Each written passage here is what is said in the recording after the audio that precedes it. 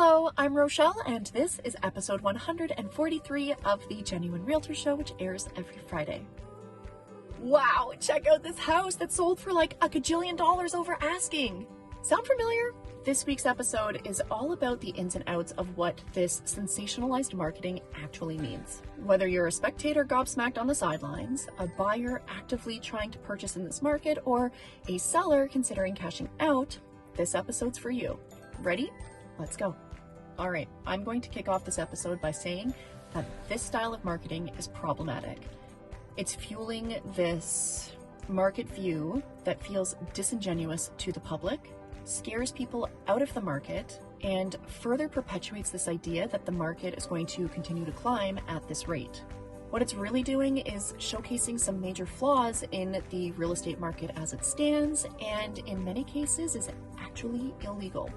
So let's start with the legal aspect, because by law, realtors need to obtain advertising consent from the seller, the buyer, and sometimes both before they are allowed to advertise distinguishing photos, advertise the sale price, or even the percentage of price.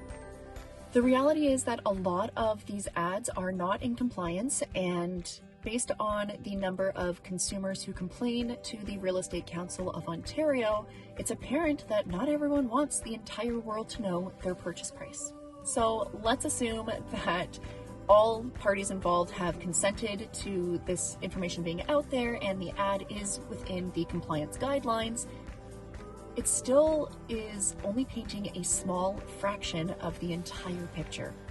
These homes typically are not listed at current market value, but rather use a tactic where you underprice in order to entice more competing offers, thus netting the seller the most amount of money and offering these opportunities to exaggerate sales figures. So why is this happening? Because realtors offer recommendations on how to market a home, and sellers often choose this approach because it's the one that is most likely to maximize their sale price. Now, the detriment of this approach is that the majority of offers that are submitted are not even remotely competitive. And then that handful that are competitive, they end up seeing 20 or 30 other offers coming in, so they get that frenzied feeling they need to end up buying something, so they push their upper limit in order to win. This is when we see buyers get into compromising and vulnerable positions where maybe the home doesn't appraise at the price they were willing to pay because the bank doesn't see the same value in it.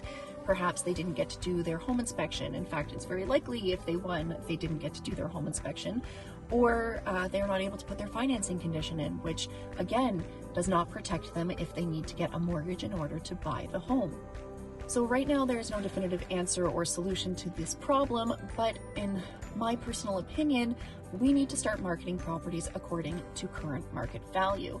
By doing so, you get a handful of qualified buyers who can actually buy the home that are naturally pushing up that price above the current market value, because we are still in a seller's market and it is still a low inventory competitive market. That price is naturally going to go above asking without creating this disillusionment from buyers, this frustration from buyers, this buyer's fatigue that we are literally living through right now.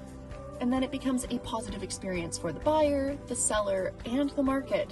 Call me crazy, but I am sick and tired of people saying we have to play the market the way it is. We are intelligent people who can create change if we so choose. So if you're tired, burnt out, and ready for some further regulations in organized real estate, please write your MPs, your MPPs, the Ontario Real Estate Association, as well as the Real Estate Council of Ontario, and make your voice heard.